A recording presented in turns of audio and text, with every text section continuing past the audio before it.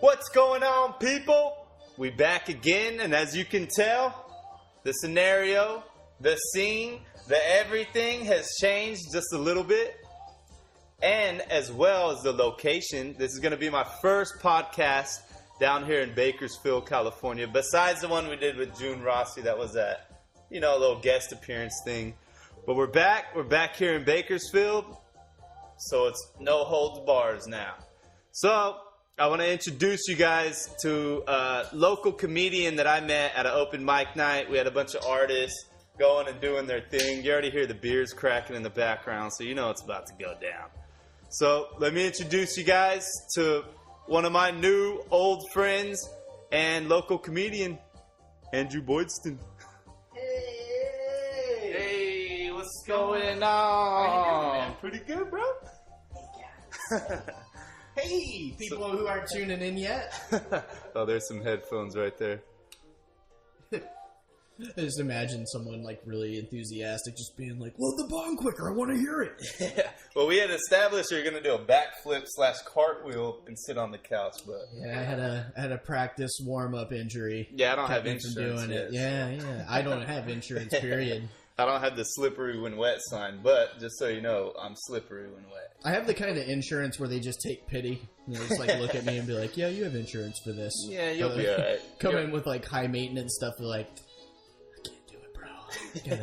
Gotta send you back. Why don't you go Your work arm's some falling off, but you can manage. Go out there and work some frontier medicine. Exactly. And get that going. What'd you think about with the government shutdown and fuck? Did that stop like Medi-Cal and shit like that? Do you know? Dude, like, I mean, like, I keep reading new stuff that I didn't even know that the government shutdown, even took into account. Yeah. Like, that was something that. Like, really... what do you mean my EBT card doesn't work? Why can't I buy all this top ramen? Yeah.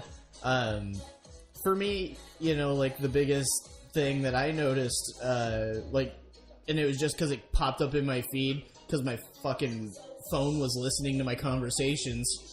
So it obviously hears me at a bar, and it hears me, like, talking That part about... of the government wasn't shut down. The ones that are listening through your phone. Yeah, those guys were still... Yeah, they're still like, hey, we're collecting a check. They're like, I do it for the love of the game. You don't need to pay me. It's okay. I do this for my country. It's like when a veteran goes back to their team that they got traded from to, like, sign, like, a one-day... contract, it's like, well, this was the team that I'm a part of. Like, they're not paying me anymore, but yeah. It's loyalty. It is brand loyalty. Yeah, it's crazy. So, what is the comedy scene looking like here in Bakersfield? Because for a lot of people that aren't from here, they're not really familiar with what's going on here. And I always tell people, like, man, the population's growing. I had just checked it maybe a year ago, and we were at 320,000. I just checked it the other day, and we're at like 380, 390. Okay. So giving the population, that's just a big demographic. Yeah. Well, first, does the music keep playing the whole time? Keeps playing, man. Oh, okay. I didn't know. I was just like, did someone get so stoned they forgot to turn it off? No, you ever been in an elevator, had a good conversation, and... I mean, we got the co-pilot over there for the. Oh, by the way, Brian's over here. We'll get him on the camera. We got Chewbacca over there running the Millennium Falcon. He's over there on the turntables. No, the comedy scene, here is it's pretty amazing. Like, I'm pretty stoked to be a part of it, especially like in its infancy in the early years. Like, just to see where we are now. It's just one of those things that grew with a lot of patience and a lot of effort, and people bringing good stuff to the table. A lot of good guys, like good cards falling into our hand. So with, when you say like patience talent. and effort, you're meaning by the local comedians here in town outreaching to the community to bring them into the places where you guys are having shows? Yeah, absolutely. Like, it's a very welcoming community, and I feel that the good thing about that is it doesn't make it so intimidating, and people actually want to try to get into it and try to be involved. So for me, it's just it's nice to be a part of a nurturing scene when I've seen so many scenes traveling, up and down California. That they don't have like a camaraderie really. It's just kind of like cliquey, and these are the people who hang out here. Like, people still do that in this scene, but no one's trying to, like, get an edge on anybody or anything. Do you feel like, obviously it's not a hub like somewhere like LA or New York would be, but do you feel like it is a comfortable place to where you can practice and get your craft up to par? Oh, absolutely. I love Bakersfield because when we first started, there was maybe 2 mics, right? And those were the open mics. And then you had people who did shows, but it wasn't like it is now. Where were the locations with the original 2 mics? We had a Rocket Shop Cafe, which is still going on, and we had a place called Martini's. If you don't know what Martini's is, it's just a bar in a bowling alley. And did they even serve martinis? And while we were doing a mic there, 2 people died. Like, not at the mic, but they got killed in the parking lot. So they literally killed. Well, they didn't kill. Yeah, no. My friend had his life threatened by a group of guys in there, and you were on average performing for 75% neck tattoos. So it was just one of those, like, okay, don't say the fucking sketchy shit tonight. Like, let's just go ahead and play it close to the vest. We're gonna go left field tonight because I didn't bring my bulletproof. I love doing it, and I was too young and naive to even think about it. Like, I still don't think about it. I'll go to places that kind of sound a little sketchy and stuff like that, but I'll also back out. What's going through your mind at that time? You're just like, well, I need to work out my material. It's a new crowd. It's a new opportunity to, maybe hit a new base of people. For me, it just depends. Like, through my whole career, I've just hit different phases of things that I focused on. And it's even a nightly thing, Like, some nights I'll go there and just be like, okay, I want this to just straight up crush, and I'm going to work it out. Some days I'm just working it out, So I'm trying to learn. Do you work it in with, like, material that you know is going to kill, and you're like, all right, I'm going to slide in this new one, my new baby, and try to work out the kinks? Well, I live by this philosophy of sandwiching material. I love sandwiches. Whenever who doesn't? I had a Philly cheesesteak earlier. That's great. That's a great sandwich. Top tier. But, I try to open with something strong and finish with something strong, and then kind of layer the middle with whatever I want to work on that night. Because then you bring the energy up in the crowd, and then you can kind of segue into your new little babies. And then if it's not working out so well, here's these killers. Good night, y'all. Yeah, exactly. And it's just about, creating that first impression and then leaving off on a strong note, Like, if nothing else, if it's a 5-minute set, that's what I'm doing. If I'm going to a show, depending on the environment, I always go in with, like, okay, I'm going to do heavy hitters. That's it. That's all I'm focused on, right? Yeah. And then if they're into it and stuff, I can kind of tweak it and be like, oh, I want to really try this. That I don't know how it works in a show environment. Let's find out. Yeah. But finally, I got it right at the open mics, which is just practicing your kicks. It's the dojo, So. See, this is what's always fascinated me, because like I was saying before the show, I was like, man, I've always been like into stand-up comedy. I remember when I was a kid watching like Eddie Murphy, Richard Pryor from my parents. Yeah. And then when YouTube started coming around, after I got over watching hours of porn, of course, I would go onto YouTube and start watching stand-up comedy. Just type it in and just study the way that they do it and how they can rule the whole room. I forget what comedian said this, but it was on another podcast. Yeah. And they're like, you pay so much money to go see a movie, and there's certain funny parts within that movie, but you can go pay an X amount of money to go watch a stand-up comedian and you're crying the whole time. Yeah. It's like, isn't it amazing that one single person on a stage can rule the room as opposed to a multi-million-dollar production movie? Yeah. I truly believe that. And it's very true, like, what that is, Like, the world is so always full of shit. It's just perspective. Mm-hmm. And so if you're having a really, really bad day and everything else, it helps to hear, like, these struggles that other people have weaved into this deceptive dream catcher. Like, to where it's just like, put this over your head, listen, okay? and just laugh. Well, Laugh at knowing that someone has it way worse than you, or maybe they're just finding a way to help you deal with your shit. Yeah, I think it's multiple things going back on like the movie versus stand-up, that whole aspect. I think what that is being locked in with all human interaction, because that's basically what it is. The crowd is the crowd, the comedian is a comedian, and everyone's locked into the same energy. Yeah. The other side of that is I think that comedians have a gift of being super analytical of everyday problems that we all have, but nobody sits down and breaks it down and finds the humor in that. So I think that's what funny comedy is, something that everyone can relate to.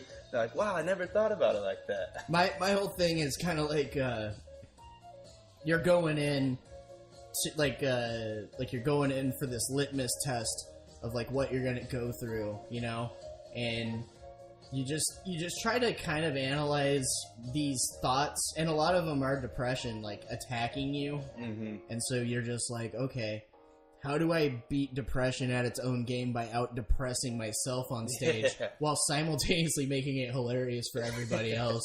And then you come up with things like, anybody here 30 years old and they've paid for Jack in the Box exclusively with silver coins? And you're just like, all right, well. You're like, no, wait, yeah, I have. Like, I like this shade of blue. It's a little bit darker. Let me ask you this. Were you like the comedic relief when you were younger? I was a tryhard. Like, that's how I would describe it. I really, really wanted to be, deep down, and I would just say it wasn't even that. It's just like I wanted to be accepted for how weird I was.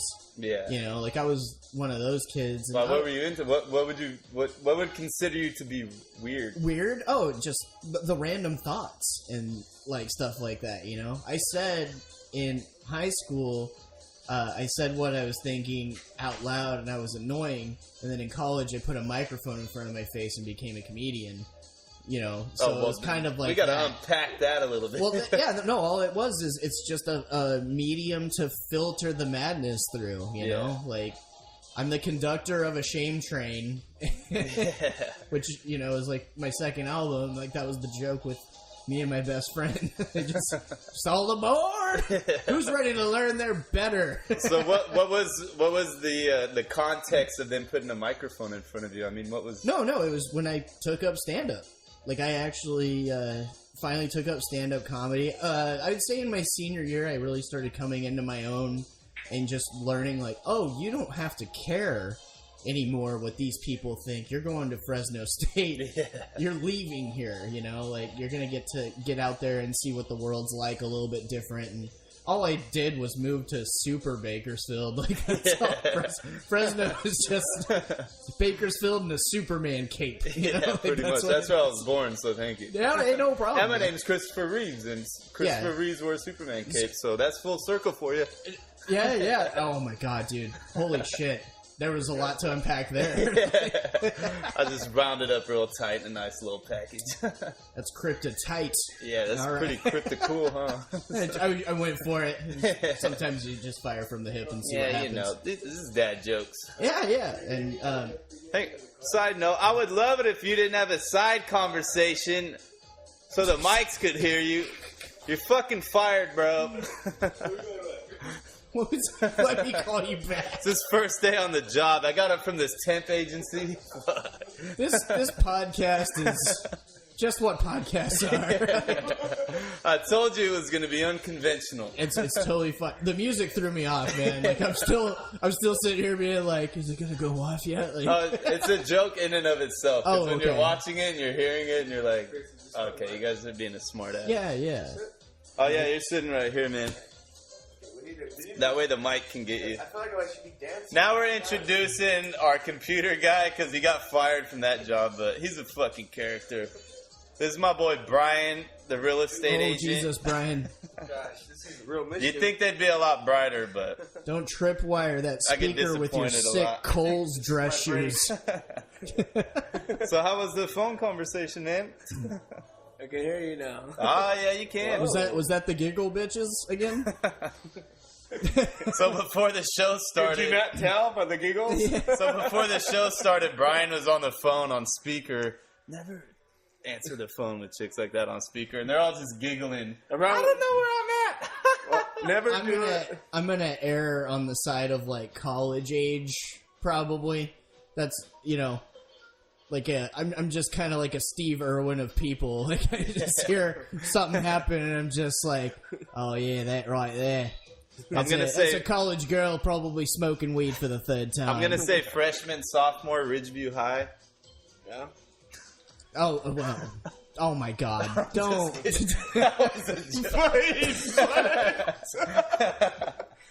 In this age, you don't joke about that. No, I'm just kidding. No. Disclaimer: that was a joke. No, yeah. Also, props to John Hacker because he's one of my good buddies and he does a Steve Irwin bit. Anytime you do something that another comedian does, you feel like, oh, it's that. But he doesn't. Gotta pay homage. He doesn't own exclusive rights to Steve Irwin, right? Like I shouldn't have to. But as a comedian in good faith, and he's a good friend of mine, just be like, hey, John, it wasn't from you. It was from actual Steve Irwin. What's the bit? Can you say it or? I could, but I'd probably butcher it a little bit. He does a bit. I'll just like explain it. It's a bit about being Steve Irwin of like really, really degenerate women. Oh, you don't need Steve Irwin. You just need this guy. So Brian. So he just. There's no analogy here. He is that guy. You and Hacker could go out with a fucking camera. That reminds me of a thing. I seen this thing on. What were you showing me, Chris? Remember when it was? I've shown you a lot of things. I love when people. What was that thing? Remember that thing? You know the thing that's going on in my head that I can see vividly, but I haven't said out loud. The thing under my bed, or the thing in my underwear drawer, or the thing in my drawers. I know that feel all the time. All three. All three. All the feels. No, but yeah, his big joke is it's just like, crikey, I'm in Tulare, California, looking for a mother of three. He should have came to Bakersfield. oh no, he does it like in smaller towns, so it just kind of like really gets the point across. Isn't that funny when you go to like a big city and then you go to like a small town? Like, let's say, what is a small town around here? Would Taft or Shafter be smaller? Shafter would be tinier. Okay, so let's say think so. Shafter, because he just came back from Shafter and he's like, dude, well, you can tell the story. I drove here from Taft. Okay. Yeah. So, Oh, really? I'm from Taft. Yeah, I'm originally I just from drove Taft. there. not to offend you, but can you tell me the story you told me the other day? Now, that's specific. Now, can you tell me that thing you told me the other day? Have you ever seen the movie Hills Have Eyes? Yeah. I've driven around to my town. He's like, now let me talk about your hometown. He's I'm living it. Yeah. Hills Have Eyes, Mad Max, fucking The Fury Road. You know? So I showed a client the housing there, right? Mm-hmm. And she was like, I just feel like people have no life there. And I'm like, what do I tell this client? I'm like, yeah. This is a great place to live if you love not having a life. Oh my God, it's so far to go to Bakersfield. Like, Taft is for if you just want to deal with, like, a certain amount of bullshit, Because that was my question. You open yourself up to more bullshit. That was my question. I was like, after he had said that, and then I only have a couple run-ins with Taft, and literally meaning like 2. I'm like, what would be the purpose of moving out there? But that makes perfect sense. Like, you don't want to deal with all the fuckery that's happening here. Yeah. So let's just create a little distance between here and there. Yeah. Well, people would call out Taft, like, for its tweaker population. And so I'll ham it up and have fun with that. But, I mean, it's really not as bad as I even say. And you can have fun with tweakers. Yeah. Me and my friends would play this game. It'd be like 2 in the morning. This is when I was a party animal. It'd be like 2, 3 o'clock in the morning. Tweaker riding by on a bike. We'd be like, hey, have him come back. We dropped a dove sack over at the park over there. If you can find it, I'll let you keep half of it. But I will say, it is bad. But like Fucking Oildale is a stone's throw from here, Yeah. and I think that's way worse. No, it is. You know why Oildale is like all of them located in one area, right? It's just a bunch of tweakers like spun out of their minds. Yeah. To, like in their own reality where they are misinterpreting the Crystal Palace at Buck Owens. Yeah. See, I believe in walls when it comes down to that. Yeah, I'm gonna build a wall around Just build a wall around town. Because them, well, I don't know, they're tweakers. They're pretty elaborate. You'd be with- surprised how That much reminds me. Well, all they do would be like break the wall, take the copper wiring, and fucking They'd be making fucking something to smoke it off. yeah. Could you imagine? Fucking those resourceful, drugged out bastards. Could you imagine, bro? What if they become like a higher society than us? They are a higher society, like in the literal term. Yeah, like they work on the barter system, and they're all tweakers, so they build, like you mentioned, Mad Max. There's Mad Max cars driving everywhere. I think that Solar panels are completely off the grid. I think that's what they're holding out for. You know, that's why they always just want to tell you like this weird tinfoil hat shit, like before you You know go. what's crazy though, in the real estate side of it? They're building the Amazon right in Oildale, an airport. Are they? Yeah. Is that actually? I thought they weren't doing it. Now. No, it's been permitted. Everything's ready to go. Holy shit. There was a circumstance where there was supposed to be a certain type of building out here, like a better one, but I think they're going to do a warehouse here. Well, either way, That's what I think. Because you know what? When they build a warehouse, they have... I don't know what the program's called, but they actually have drones delivering. If you live in a 30-mile radius, they have drones delivering, which is... You're killing the market at that point. You know what I mean? I think the funniest thing is like, you know, like you just picture a lot of people would be like, oh, but what about the tweakers that are going to try and break in and steal our shit? It's like no one gives a crap about your fucking book that you ordered. They're not looking for that. They're looking for the PS4 that you bought your kid. Like they don't give a shit. And let's keep it real. In Oildale, that shit gets passed around like That's- my ex. You know? It's like them running around like Mario, just punching random boxes and seeing what comes out. Like, oh, a mushroom in this one. It's good. Good I stuff. wish you could punch a box in a mushroom and come out. I'd be punching a lot more boxes. You punch a lot of more boxes. frequently. Would it be cool to just shoot fire? Like, boom, boom. I'd be down. I mean, like, honestly, I did this bit about, you know, like, drinking, like, what it is to me. Because I stopped drinking for 2 days. And then I was just like, this shit is for the birds. And I was just like, I'll be more moderate, you know? This was a long time ago. But then I looked at it and I was like, why do you like being drunk so much? Like, why do people like being drunk? And it's because it's like having a fucking Mario star. You know, you're invincible. You're running through life It is. unchecked. You feel like your best like form of yourself, right? Exactly. And then what happens when you're sober? You're Exactly. like you process things. You remember that you have Your debts. mind is just so jumbled up. Because I used to suffer from social anxiety a lot more when I was younger, not so much now. Yeah. But if I go into like an atmosphere where I'm not fully comfortable, I'm analyzing everything. I'm looking where the issues are going to come. If I have a beer, I'm good. Yeah. Yeah, you know, a little liquid courage. Never Yeah, and been then I down. start meeting random people like you, and then this type of for shit me flourishes. In all fairness, you were in proximity of me, so I was just meeting everyone. It's like I'm a Labrador with Feel a clinical lot less depression. special now. You know, for me personally, drinking it kind of equals my ADD. Yeah. It kind of levels me. So when I'm driving, I'm like, oh shit, I'm not thinking about the guy next to me. I'm like focused on the road. Yeah, he would kill like a whole Yeah. tequila bottle, and he passed history class. Get conquered his ADD. I was in college. I did college on a Four Loko back in the day when Four Loko was Yeah. Four Loko. Oh no, yeah, when pre-nerf. I remember Four Yeah, Loko one tall can, pre-nerf. and Oh, oh my man. god, Blackout in a can, yeah. and it was $2.50, and you only had $5. So you're Bro, just like college two. life. It was me, a college me, life. me and my buddy from the military, Alex, we both somehow we established setting up leave, which is like your vacation back home. We established it at the same time, And we went to the store, and we are about to buy a bunch of beer, and then we seen Four Locos right there. We're like, hey, what if we have a Four Loco party? Yeah. And then we had stupid money, so we're like, yes, Four Loco party. We bought like a pallet almost. Biggest of Four mistake you Locos. ever made, right? It's like I wish I could tell you about the party, but I don't remember shit from It's like a continuation school's fucking school dance, and the punch bowls are Four Locos. It's like, hey, this one's half. Sometimes, like you were saying earlier, like Facebook will shoot you a memory.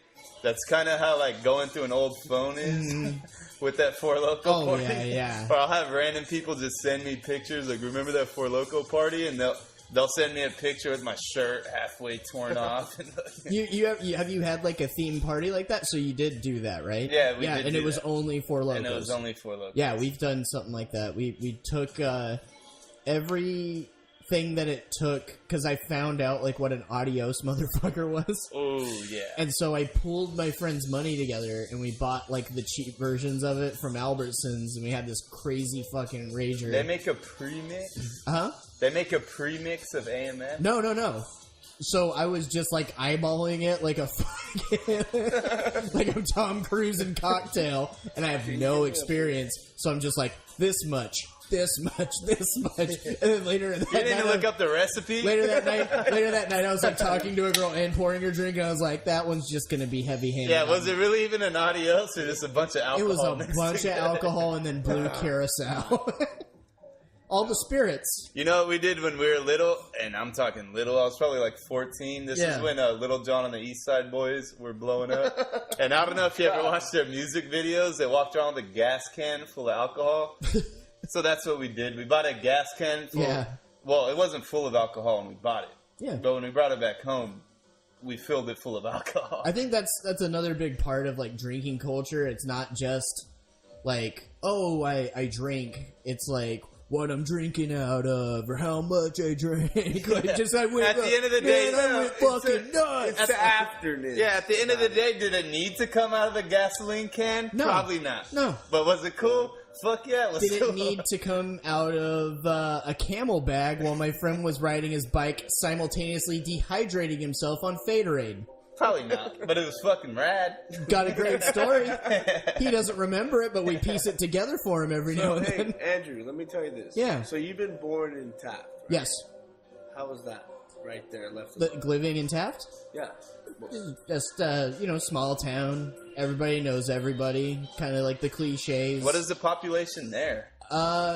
7,000 at the Ooh. time when I was growing up there and stuff, but that only includes, like, Yo, that Taft. died out. Well, No, 'cause I that lived- doesn't even include, like, Ford City, Taft Heights, other places There's from out of levels town to that Taft? people... Yeah, I've been Holy learning. So shit. Taft Heights is the family side. Yeah, it's a nicer side I've of been town. learning. Yeah, and even the stuff leading up to it, you have like what they called Snob Mountain, and that's just where like the People that make over 60 grand a year. What- like a just lot, kidding. like what is own it? oil filled companies, Okay. What is fucking that? rich. What is that called? What? What's it actually called? Bro? Oh, Grand Terrace. Grand Terrace. Yeah, Grand Terrace. Are you familiar with that? I'm getting there. There's a lot of learning to do. He's got to earn gym badges like Pokemon. Like he's gotta It's get, like, you know when you go to Pokemon and you're in the unknown area and it's all black? That was Taft to me. And then some guy from Snob Hill comes down. He's like, "You want to battle?" yeah. I'm gonna tell you what I want to list this as. You're you gonna want tell the me what badge? you do. Yeah. So is that on the west side, south side, or what is that? On Where I lived? No, where Snobtown is. Oh, fuck. Call this. Southwest. Southwest. Okay. Like the far southwest. I love how he's getting information out of me. But the name's getting changed Yeah. like we're whispering it Yeah. to each other. No, Change it. yeah, South Taft Heights, Ford City, Taft Heights is- Airport Edition, all these places You guys have aren't- Parkview Park? And then Sloppy Parkview Top Village. Mountain. Yeah. Parkview Village, yeah. I know That's my a- Taft. But Parkview Village is like Taft Heights, technically. It's right there, right Yeah, on the yeah. corner. Like it's the river Styx. It's on A Street. A Street and above, right? Goes A, B, Philippine.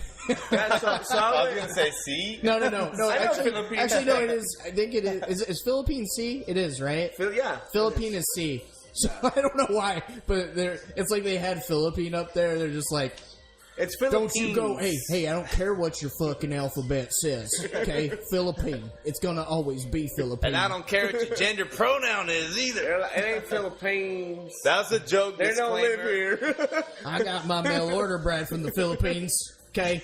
No, yeah. I made a trip up there, and it was cool. I liked it. I wish I'd have brought my truck, because goddamn, these hills. Taft is not that bad, and it has redeemable, like, times to be there and stuff. You know, during the week it's pretty low key and all that, but you know, weekend you see all these people that you grew up with, these people that you've known at the bank and the Oasis. If you're really feeling drunk and being around like a fight environment. It's funny that you mentioned the population when I asked you, because when I was living in Modesto, I wasn't actually living in Modesto. I was living in a small town outside that, and that was the population when I was first out there. Was like, I don't know, 8,000 people, and now it's at like 14. Yeah. But you do have like that close town relationship with people. Like, oh, I know when I go to the store, I'm going to see this person. I know when I go to the bank, I'm going to see this person. Yes. It's an actual community as opposed to a city where you see a stranger every day. You don't even wave at your neighbors. Oh, also, just to not get it confused, the bank is the bar name. Oh, really? Yeah. So it's kind of cool. So when you're laughing your way to the bank, it's kind of like a double entendre. Getting a Philly cheesesteak and a couple of Zeus's. Right here at the bank, just pulling out my deposit. Yeah, I just got, I get lengthwise Zeus. That's like my favorite beer. You know what's funny about lengthwise is when I was growing up out here, we lived on White Lane. And the guy that started, I forget his name, I should know. Jeff? It was a bald dude. Yeah, Jeff. Jeff. He was our neighbor. And he started lengthwise in his garage making beer. And he'd invite my dad over, like, hey, you want to try out some beer I made in my garage? And my dad, he's like, well, fuck yeah, I want to try out some beer you made in your garage. You got any in the bathtub, too? There you go, yeah. Where's the moonshine? Let's really get to booting. Yeah. So that's what's funny. I brought my dad down here not too long ago, and we took him to the new location where they have, like, all the tanks right there. You can actually see the distillery through the glass doors. Yeah. And we went back there. And Jeff comes creeping out from the side. He's like, hey, what's going on? I came a long way from my garage. Yeah, they had, man, like the fries that they have there. The ones you can get just like fully loaded with shit. Yeah. Oh, they did it up. They did it up with their locations. Well, mainly they did it up with their beer, their variety. For those of you guys that aren't familiar with Bakersfield, there's a local brewery called Lengthwise that you guys got to check out if you guys are down here. That's what we were talking about. But they killed it with the beer. They got the light stuff, flavorful. They got the wheats, the darker beers, the IPAs. Then they have the big boys like Zeus and shit like that. Yeah. Well, then they mixed it up with the quality food, too, and that's just what killed it. I would just say this. Like, the biggest thing for me is the beer in Bakersfield is not bad. Like, it's pretty good. Lengthwise, obviously, you have Dionysus, which is a bunch of two Taft guys, I think. I don't think I've tried that one. Yeah, I'm pretty sure both the guys are from Taft, and they worked for Lengthwise, and then, like, kind of went and did their own thing after, getting the knowledge and everything. No, it's capitalism and growth. Like, you're gonna sit there and study under this master who finally tells you, like, yeah, you should probably do this. Like, and then you're gonna be a Ninja Turtle all your life, or are you gonna split away from? Yeah. And then Timber, right? Timber is where we do our biggest shows for comedy, and it's a great brewery. They have great food. I drink Spirit Walker as far as the beer there. So we got to go out drinking sometime. That's definitely doable. Yeah, because just find me. Yeah, I'm a weird guy that loves IPAs. My girl, she's like, she doesn't get it, and I'm like, it's an acquired taste. It does taste nasty, but when I was 8 years old and drank Bud Light for the first time, it tastes like horse piss. But now I can drink it like water. Yeah. I mean, like, I'm just a rugged Carmen San Diego in Bakersfield. Yeah, it's just like, where on earth is Andrew? Oh, the bar. He's always at the bar. What's your favorite top 3 spots to go out here? In here? Aside from doing shows and stuff like that. Oh, aside from shows? Okay.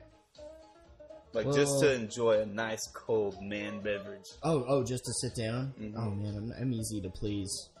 Like just give me an environment, you know?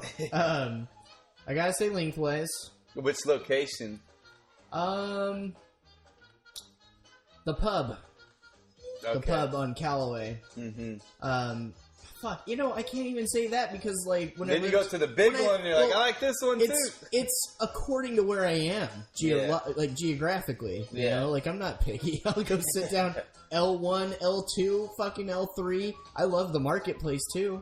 You know, like, that's where I really, you know what, I'll say the marketplace, and it's only because I sat down and wrote so much material. Like, really? So you can go to a bar and just sit down and write? Yeah, that's how it happens. That's how it happens. You just, like, when you really force yourself to write and, like, put yourself out of your comfort That zone, makes a lot of sense. Or you have writer's block and you need to go to this place that you're comfortable with. That makes a lot of sense for me because, like I said, I've always been interested in getting into stand-up, and I never understood the writing process because, you know, I just never did it. Yeah. But every time I had, like, a school presentation, I was like, I don't want to have a boring presentation and put people to sleep. So I'd fit in jokes into my presentation. Yeah. And I'd be like, oh, this one's going to kill. And then before the show, I was asking you, too, like, do you do it bullet points? And you mentioned that you did it, like, basically word for word in a sense. Yeah. Whenever I write, it usually looks like a paragraph. I put ellipses, like the 3 dots, to kind of let me know, like, where to pause.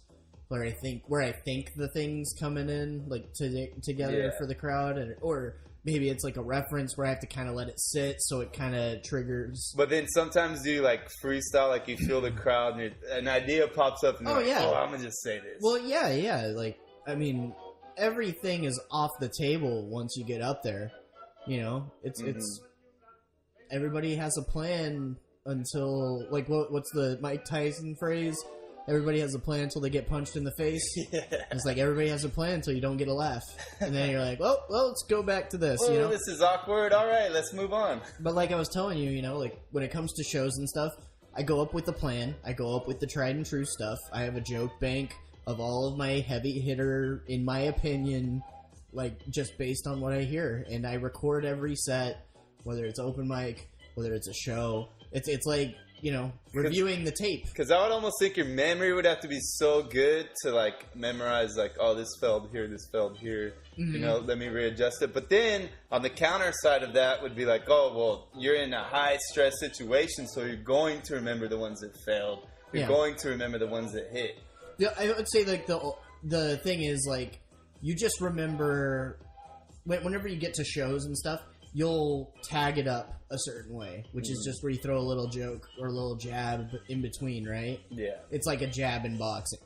And that is like a tag and you know, you feel it in the moment and you say it and then all of a sudden it makes people laugh. We're like, oh shit, like, do you ever maybe mix I should up add that. do you ever mix up the order in which you say it? Or is it always basically the same order? If I mix up the order, that's unintentional, unless, you know, like the few times where I'm actually trying to switch something around and see if that works. Mm-hmm. But that's more open mic. When it comes down to it, like, I'll say everything that I write, right? But I'll say it differently, and I'll bring whatever emotion I have that night to the table. Okay. Unless it's like absolutely shitty. So if it's absolutely shitty, all I do is just come across as a little bit more of an asshole. That's all. I'm a pretty easygoing guy. So what's your feeling as far as, like, what would be your favorite place to perform, like, judging by how large the crowd is? Like, what would be your perfect, ideal spectrum of audience members? Everywhere? Just like anywhere in the world? Yeah, in general, yeah. I'm just saying in general, crowd-wise. Places just I've crowd-wise. been, places what I've do you been? feel like you're the strongest in? A large crowd, small crowd, or like a oh. medium-sized crowd? I perform for everything from like a 250 person show to actually in Taft, when I was emceeing my friend's music band, there was like 900 to 1,000 people. So that was pretty cool. But I would just... I don't know, man. I'll perform for whatever. Yeah. I've performed for 5 people, and 3 of them were bitching about the other 2 that brought them. And then I went up there, and if you're the only table there, I'll make it about you, and I'll have fun with you. You know, if it's a small crowd, shit like that, we'll go a little more off the cuff. And yeah, I fully understand that because I record hip-hop music and stuff like that, and I remember my first show, we used to go to these clubs all the time in Italy, and then all the promoters, they knew that I made music, and they're like, hey, do you mind performing a show for us? I'm like, well, is it going to be here? And they're like, yeah. And I'm like, isn't there like 5,000, 8,000 people here? They're like, well, yeah. I'm like, am I opening? They're like, well, yeah. I'm like, well, all right, fuck it. And that was my first one. And what I realized, music is way different than what you're doing because you're basically reciting a song in music. With what you're doing, you're controlling a crowd. You know, you need to feel the energy. Yeah. But for me, in a big room like that, I only see a couple rows back, and everything else is just black. Yeah. And I'm picturing everyone naked. No, whenever you're performing like on a big stage, and you have like that spotlight on you. I mean, you can see figures, really, but it all comes down to the sounds they're making. You know? Yeah, to an extent, it almost blacks out, and you're like, okay, I'm just in front of a crowd. Right now. You kind of hit that trance, you know? Like, I feel that's a thing. You definitely you get into such a zone about how you do things, how you prepare, and everything. Like, I try to play it fast and loose and just enjoy myself, stay loose, but right whenever it's 10 minutes or so before, you know, I'll just look over stuff real quick. And that's what I was going to say, too. Like, before that first show, I went outside, and I'm like, all right, I'm performing 3 songs. I don't remember any of them. So let me get my headphones on real quick. All right.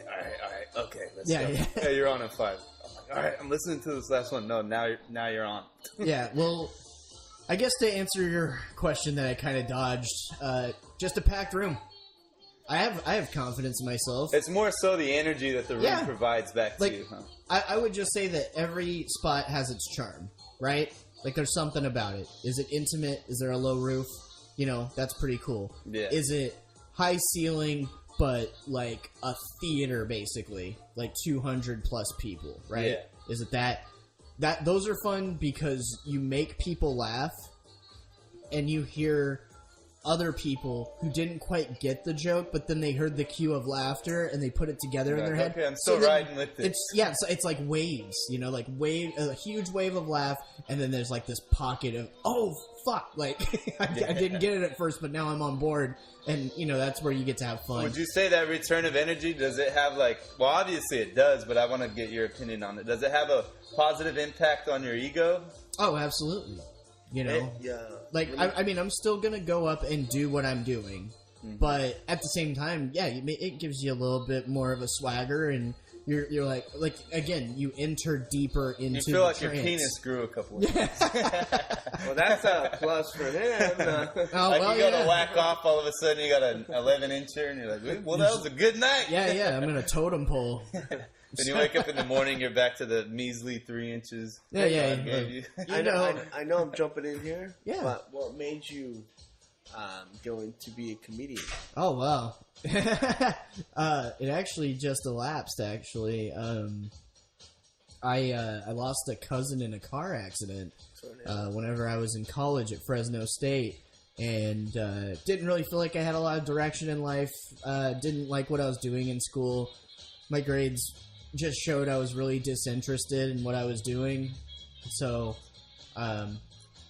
you know, just 2 weeks after she passed, we laid her to rest, and I actually got to have like that cool dream that people talk about where they get to interact with a deceased loved one. Yeah. And I was sitting on a white beach. It was a clear, plain view all the way out on the horizon of water, sitting just in all white and talking, and She said, "Do what you love to do and what people love about you." That just gave me chills, bro. That's badass. And so when you hear that, you just have to like sit there and kind of assume like what that meant, And she loved that I was never afraid to speak my mind, say whatever for the sake of humor. Yeah. Like I just didn't fear that, and that's just how I got into it. The next day, I didn't go to my classes. I sat in the University Student Union with a notebook, and I wrote for probably about 3 hours, just trying to see like what jokes I could write and stuff like that. Were you already like envisioning like I'm writing these jokes to go somewhere and perform? Well, by the grace of God or whatever, someone told me that there was the comedy competition returning to the pub at Fresno State. So I was like, okay, that's my mark. That's my test.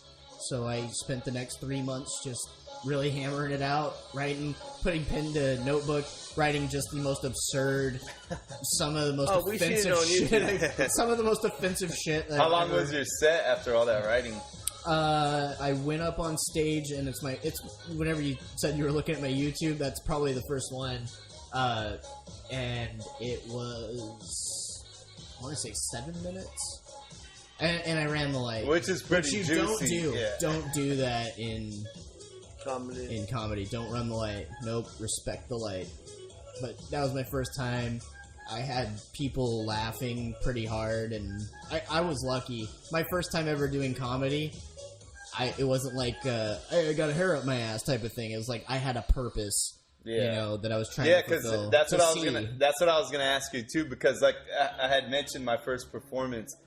It was lit, and it was such an addiction after that. Oh, yeah. You know what I mean? Because it's not even all you that want to do after that is just perform again. Yeah, it's not even that you're you on the stage. You're what you've been working on for so long. Yeah. You're representing your work right there. It's not even... It's an ego thing to a sense, but it's a payoff for the work that you put into it. And Absolutely. Then that's the awards show. Yeah. The reaction of the crowd. Yeah. What's so deep is that's a good reason why you did it.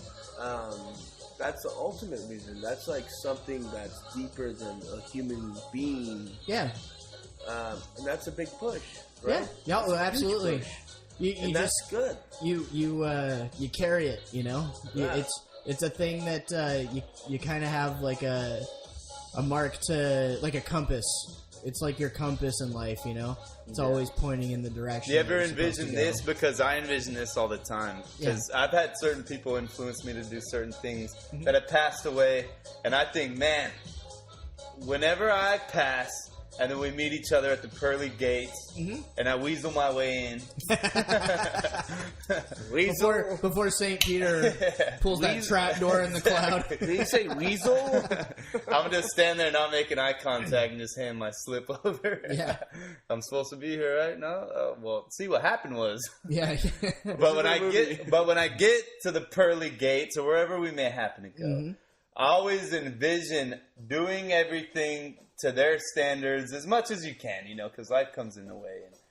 And so on and so forth. But that moment when you get back to them and they're like, see, I told you could do it. Yeah. You had a little more time on earth than I did, and I'm glad that I can influence you to go that direction. Yeah. And go ahead. I think that what happened to you, because I had a brother that died, and I sell real estate now, but that influence, I crushed for a little bit, came back up, and I blew up, though.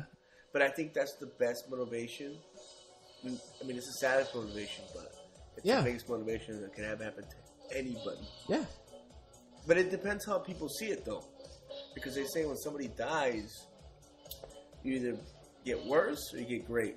And it depends how you handle it. But well, I would even argue that it's cyclical. You could even go from great to horrible because you pushed it off for so long and didn't deal with it. And it just hits you. Or, you can deal with it the way that you're supposed to. Fucking cry. Have a good one. Just get it all out. Like, let all the emotion out. Don't let that shit build up. And don't let anybody tell you, like, what your feelings are and aren't worth. Like, just, get it all out. And and then hopefully you find yourself on the right side of things, but don't expect it to be overnight. Yeah. You're not just going to be like, I'm going to, okay, No, it takes here's work. what I'm going to do. I'm going to put on Coldplay. I'm Go gonna to sleep and cry. I've got a little bit I'm of gonna chop onions, anything to get these fucking spiritual tears out. I've got a little bit of a twisted view on this. Have you ever lost a grandparent or something like that? Yeah, I have You a ever- tattoo, my only tattoo, and it's right here, and it's for my grandpa actually. I'm gonna make this part awkward. Oh well, it's okay. Do you ever jerk off sometimes and think they're just watching down on you? And Oh god, God. I'm hoping they're tuning into a different channel. Biddy. I'm pretty sure that's not This what went, they do. this went to Into People to Howard Stern. It makes me think, like, are Okay. they watching us all the time or just sometimes? Here's- And how do I know when they're watching me? Here's Because your- I need a break from you watching me sometimes. Here's your fucking sometimes I gotta mistake. jerk off. Here's your fucking mistake with this. You are opening a can of worms to a stoner comedian. so now I'm sitting there. No, because by that logic, that means they get to change the channel anytime they want. Do they? don't I look would at hope anybody. so. Unless your grandpa's It's not just like it's not like God's just like, let's see what's going on with Andrew. Oh, look at that. What if he zooms in? He's like, well, what is he watching? Oh, come on.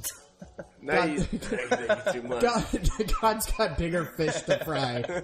Just God's don't- out there like if he or whatever it is exists, right? That entity, that celestial entity exists.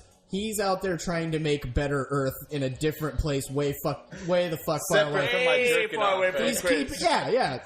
People You're are like like, the- people are like, this is Earth, man. We're the only ones, and I was like, you're real fucking arrogant to believe that. Like, well, meanwhile, I'm just sitting here being like, we're a crumpled piece of paper on his apartment floor, and he's drawing his masterpiece. He's like, fucking humans are at it again, like- just jerking off while the I grandparents gotta are take a dead. piss off this.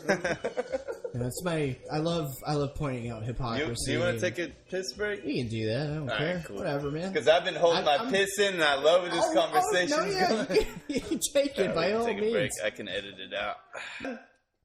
He's done. Okay. It looks like. We're back to the show. That was the first intermission I've ever had during this show. But before I clip out what we were just talking about, we were talking about what would be weirder, to hang out with Michael Jackson or Prince? Oh, dude. Michael Jackson. Prince would be bitching. I mean, Chappelle has documented what hanging out with Prince is like. What's he gonna do? Kick my ass at basketball and make me breakfast for dinner? Who, Prince? Yeah. Have you not heard that? I've heard that he's a badass basketball player. No, I mean, like, the story, though. He started out as like a basketball player. Really if you're good. talking about a specific story, then probably not. No. On Chappelle's show, Charlie Murphy, Eddie Murphy's late brother, unfortunately, Which is also hilarious. he passed away, man. But R.I.P. yeah, but he told the story about like whenever he was at the club and he met Prince, you know, and it's on Chappelle's show, and Dave Chappelle is Prince in it, and it's the funniest shit ever. But what happened was, they were hanging out, and then he said, "You guys want to play some basketball?" And they just started laughing because they're like dressed up in like actual like street clothes. They got into basketball clothes, and then Prince and them were dressed the same way they were at the club. And he just said he got his ass kicked by Prince, like on this ball game, right? Oh, I believe it. And then at the end of it, he served them pancakes. Pancakes? Yeah. Who even eats pancakes? I eat pancakes. Do you keep pausing that, or is something fucking with my brain? Oh, right now? pancakes? Oh, you- man. Like, that's on Hey. the top list of tough things to eat with a beard. Did you hear Jimmy Fallon's experience with Prince? No. Okay, so Jimmy Fallon got hit up, I guess, by Prince's people or Prince himself. I forget. So I'm going to chop this up, too. He got hit up, and he's Yeah. like, well, come hang out with Prince. Prince wants to hang out with you. And he's like, well, all right. So he goes to Prince's house, and they're like, oh, he wants to play pool with you. Prince wasn't even there to come say, Yeah. I want to play pool. Yeah. Prince's people are like, he wants to play pool with you. And he's like, Yeah. well, all right. So they go in the pool room, and I guess it's like this super elaborate pool room, dark, nice lighting, perfect billiards room. drapery everywhere, and he's like, well, I guess I'll just practice playing pool. Yeah. Because Prince isn't here yet. Yeah. And then he's like, he was practicing playing pool, and then out of the drapery, just Prince comes in. Yeah. Smashes him on like 5 games of pool. Yeah. And then he goes to re-rack the balls, and then Prince is gone. And that was his whole experience. That skill. like Prince is just scouting out like competition for weird sports. Yeah. And he just brings them in, and he's just like, Because I guess he's super competitive. Yeah. And he likes to meet people. So he In likes those to play games circumstances, with them yeah. and then just disappear. yeah. Well, Or cook them pancakes. in all fairness, if you ascend to where you are literally a symbol, I think you can pull that kind of shit. Like, You know what? You know that whole story of his name? Of Prince? He left his recording label, and the recording label said, well, you can't make anything under the name of Prince because we own that name.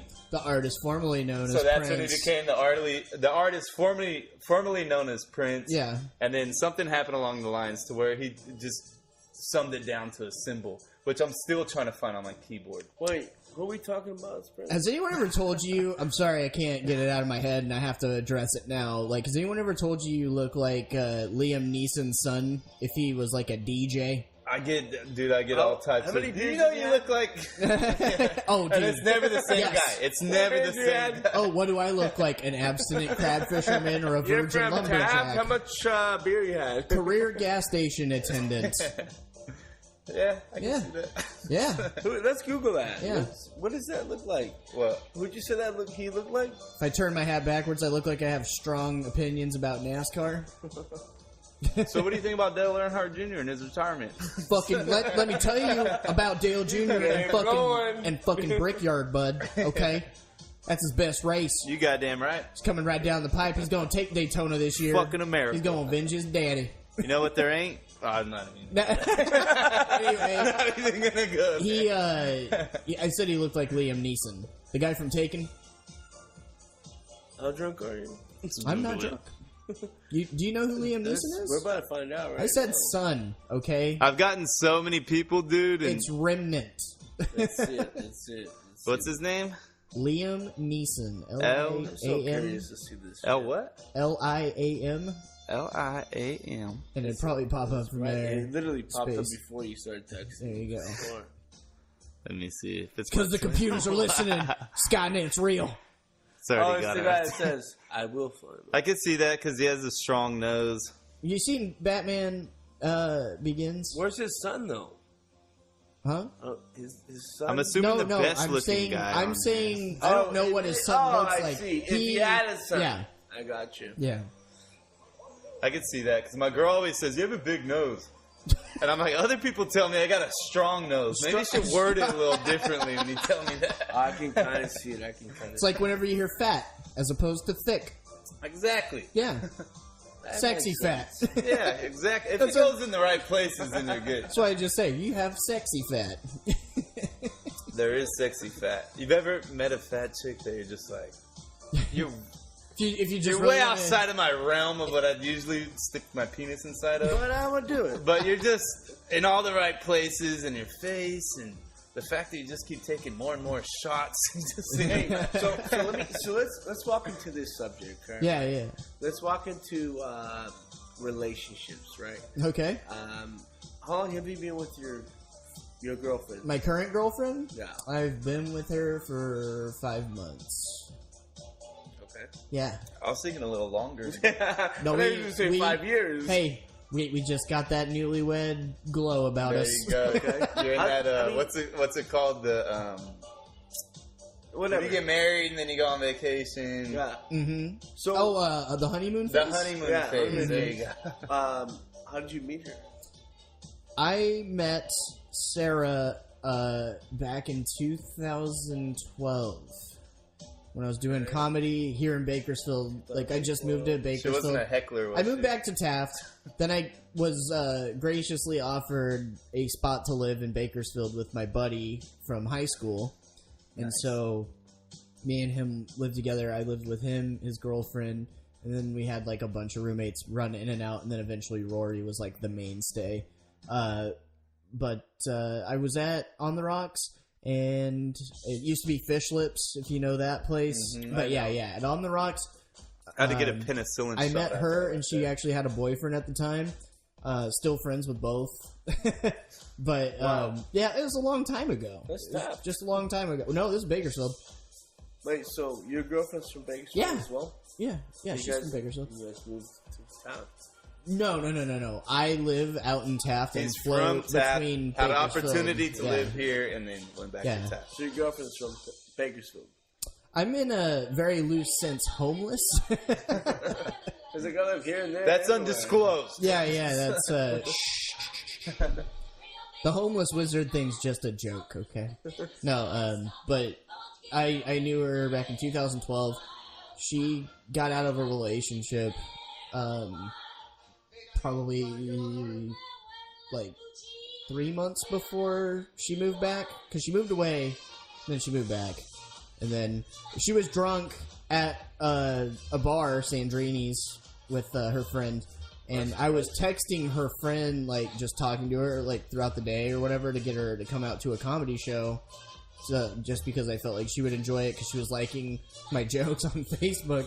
And then Sarah was there, and she said, Sarah wants you to come out. And I was like, Sarah who? And she told me. I was like, holy shit, she's in town?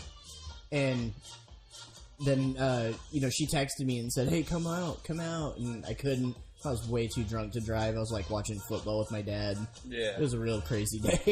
Yeah. Watching Watching football with your dad, you know you're down with some beers. It's not a game. It's like 3 games, and it takes up the whole day. And you're just Like, do you ever watch the game from 1983?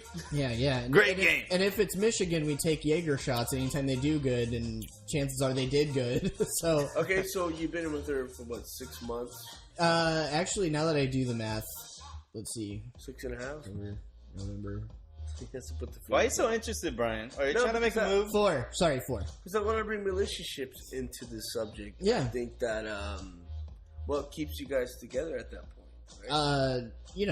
It's just 6 months? Everything keeps you together. 4. You 6 haven't even learned to hate It's each really other 4. yet. Yeah, 4 months is still well, brand new. that's though. not true. You find reasons, but you don't fully hate each other after 6 months. She hates me. No, I'm just kidding. He's No. like, she kills me. I'm just kidding. But we have a good dynamic. I was talking to you about it. Like we just have a good balance as far as. I gotta meet this chick, because you're a hell of a character. I can only imagine what your side counter partner is. Yeah. She is my better half, and I have long-term plans with.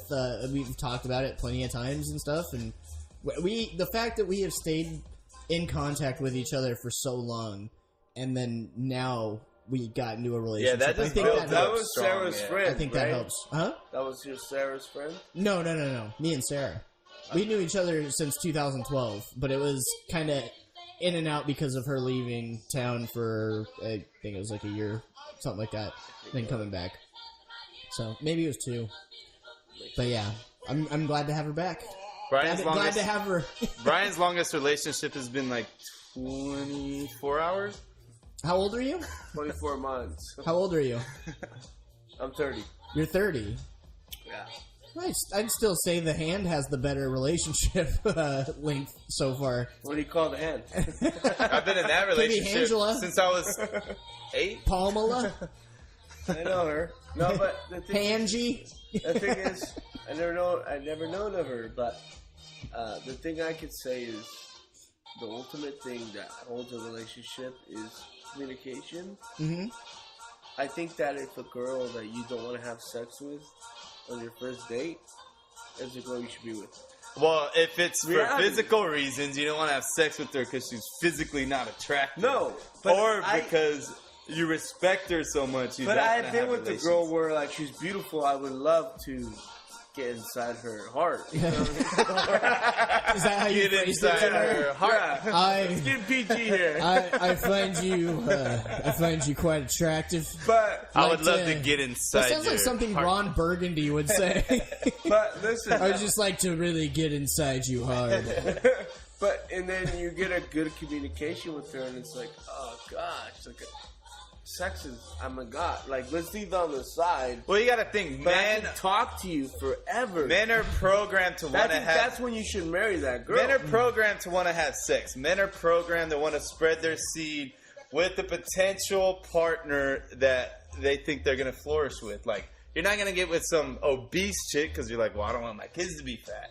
If she's physically attractive or even mentally attractive, the minds can connect into the right kid. That's how we're programmed as a species to spread. Now, the fucked up part is that society is like, oh, sleep with more people, you're more cool. You know, you feel insecure about yourself, sleep with more people, it's going to make you feel cool. You remember in, like, T-ball, whenever you'd go and get the sodas at the end? Did you ever do that? Yeah, like in any sport. And the hot dogs. And then Don't forget the hot dogs. And then you'd get a suicide. That's kind of like my dating career. Yes. I've had Everyone thought I was so weird. They're like, "Why are you getting all the sodas?" I'm like, "Because they all taste good together. That's why it's sugar." I've had a little bit of every flavor in my life. You know, like I've had, just I kind of left it out there. I was like, I'm not going to judge if a chick likes me. And I like her back, right? And I feel it. Then I'll give it a go. Yeah, I feel like you go through your sleazy suicide stage. I don't give, like... I didn't really put too much precipice on, like, their health. Like, you know, if they were chubbier or if they were skinny. Like, anything like that. But they got to be in the realm of being attractive. I will say this. Traditionally, the thicker girls... are into what I look like. Wow. Yeah, it is. I did not think that's where that statement was going to go. I mean, it's. I don't know what it is. You know. Well, you've got a look. Yeah. And you've got a personality. What I've been noticing is a lot of chicks. The looks are like the initial presentation. Mm-hmm. The personality is actually what you're getting into. Yeah. What's inside the car? Yeah. So it's like going to a used dealership. Maybe a nice car. Maybe a Mercedes for a cheap price. But then once you get in the car, you realize they had 4 kids and they love to eat hot Cheetos and the whole thing's fucking stained up. They didn't do oil changes. Or you could get into a Kia Optima. You know, maybe a little banged up on the outside, but it's prestigious on the inside. Yeah. What are you going to go with? Is that Bluetooth and seat warmers? Holy shit, honey. Shit, my ass is warm and there's no hot Cheeto stains. I'm going to take this one. I crank. Hey, on trips and stuff, I crank the ass heat. I'm all about that shit. Oh, me too. Even if it's hot outside. Yeah. No, I don't do it.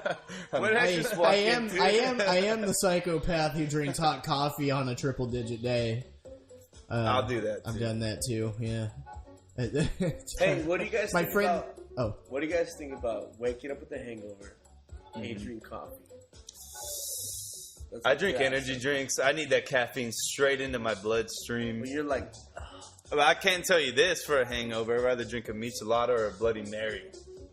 If Sarah were here, she would get so mad at this because she claims I don't get hangovers.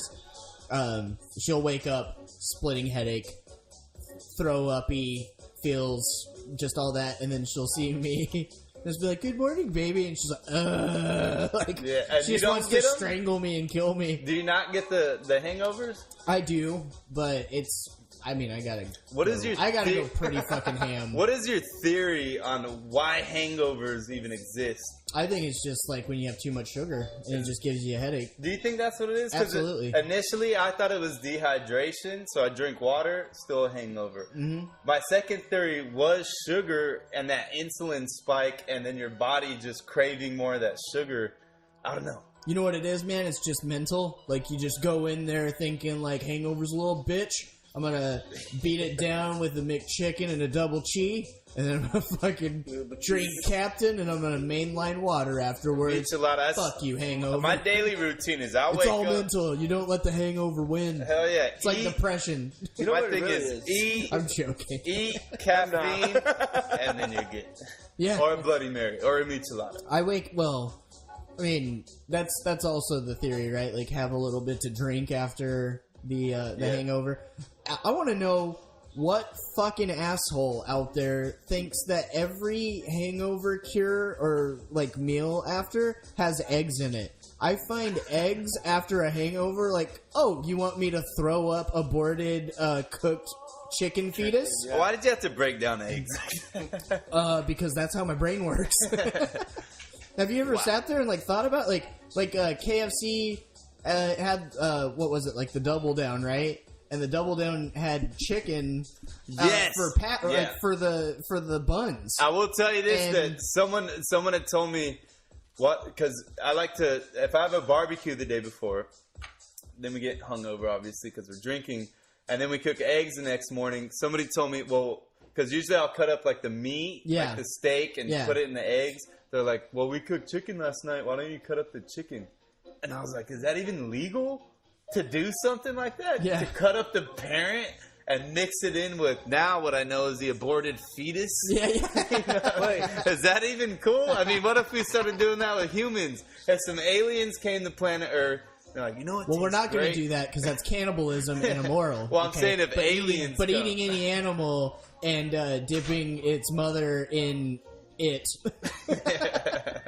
and then dredging it in This mom tastes Dredging great with that unborn child. dredging You know it in what's crazy? unborn love of her life child that she didn't check get to this have, out, though. and Check then this breading her and then throwing her into a fryer. All of a Great. sudden, goddamn delicious. Give me all the sauces to dip that in. Hey, great. check this out. So, the eggs, right? Since we're talking about eggs and shit. Yeah. A little more into the mic, muchacho. Oh, first, before I lose right. this thought, the KFC Double Down, I joked around that it was the Barnyard Holocaust. That's what I called it. It's a Barnyard Holocaust. You kill every single animal on the farm and made So it that's into the a chicken sandwich. Hitler is what you're saying? Yeah. Well, if you really want to get technical, come on. what I eat at Denny's is the lumberjack slam, and that's a Barnyard Holocaust. That's what breakfast is, right? It's just like, all right, here's what we're gonna do. First off, we're gonna milk the cow. Okay, we're gonna milk the cow. and you're Oh, gonna I drink- didn't even you're think gonna about that aspect. You're gonna drink cow titty juice. Okay, and after you do that, I want you to just go ahead and enjoy some sausage, some bacon, and ham. Hell yeah, we found 3 ways to cook the pig. Isn't that cool? Yeah. And then we got the chicken's unborn child that's been cooked to perfection, scrambled how you like it, sir. Put some salt and pepper and maybe some Tabasco on there. Take the flavor of life out of it. And then you got, and then... Now I'm going to feel hungry the next time I watch the movie Babe. So well, for me, you already do. like my grandma, she's old school still. You pedophile eater. So, Disclosure. Pedophilic carnivore. right. That's what PETA needs to do. They just need to rebrand assholes. So my grandma's still old school. She has chickens in the backyard. Yeah. They make eggs, right? Obviously. Get the fuck out of here. And I thought they grew on trees this whole time. and so I liked eggs, right? Yeah. But have you ever seen one just An boom, egg they're come gone, out? Come right? out? and then there's still like fetus on there, right? Hmm? And it comes out brown, and I was like, Yeah, they clean the eggs want before you buy them. Wait, are you racist toward eggs? no. Just when you think you fucking know a guy. Yeah, just when you think you're getting Wow, to know bro. someone. No, Eggs? no. That's your skilo? So it's so much different though. It's a mind thing where Yeah. like your grandma's fucking popping the eggs when the shit's still in the egg. Yeah. But it's like that's the way it is. Well, have you ever seen an animal get gutted? Yeah, I seen a pig one time. Yeah, it's the same drunk. fucking thing. You got to know where the food's coming from. It doesn't all come from the grocery store. It doesn't magically But- appear there. I haven't But- seen where it comes from. It's like metal music to me. I don't need to know where it came from, but the product is But great. obviously, Could you imagine if they play metal music like Five Fingers of Death Punch while they're at the slaughterhouse? Blood pouring everywhere. I imagine PETA just thinks It they makes play it- Sarah McLachlan. it makes a huge difference though. Whatever you eat, I see my grandpa cut the chicken off the head. The head in off front the of me. chicken? Yeah. Oh, shit. Or is it the chicken off the head? What do you keep Which came first, the chicken head or the chicken torso? What came first, the egg or the chicken? No, but once you see that, it just kind of just like, fuck, man. Man, I'm thinking of like really fucked up egg things now. You know, like no, just like you put me on this. egg run. I'll ease you guys with the egg situation. They're not. it's not fertilized. It's not semen inseminated by the man chicken. So technically, it's not an I'm gonna check embryo. it. But I'm just imagining this. A farmer in some point in history and time, and I know how horrible this is. I'm sorry my brain went here, but he saw an egg, right? And he's just like, oh, that's really good. I'm going to eat it. And then he did. But then, like, one day the chicken pissed him off, and he wasn't even thinking, like, without doing it. He just knew, like, the gesture to show distaste was to throw eggs at things. And he's, like, really just literally... It would be like if you grabbed a woman's baby out of the stroller and attacked her with it. Yeah, it's crazy. But I think that the disservice that we do to animals. You grab her infant and swing it by the ankle. They don't speak a language, so let's just devour them. Morning star. They say, listen to me now. It's fleshy. They say that when you crack the egg and you see a little bit of white next to the yolk, that was going to be... They're not inseminated yet. Yeah. None of them are inseminated yet. See, what's different about humans and chickens is humans inseminate the eggs, and then that's what makes the babies. Chickens lay the eggs that they have in their uterus. I don't know if chickens have uteruses. This is where someone would fact This seems check like it would be a really convenient time to have the fact check. But anyway, they lay the eggs, and then for whatever stupid reasons, this is how I know chickens are stupid. They find the eggs, and then they inseminate them. Like, they don't know how expensive child support is. You know what I mean? Or they eat them. Well, you heard it here first, people. We the People podcast. We broke down the Famous science. for long-running music that throws off its guests.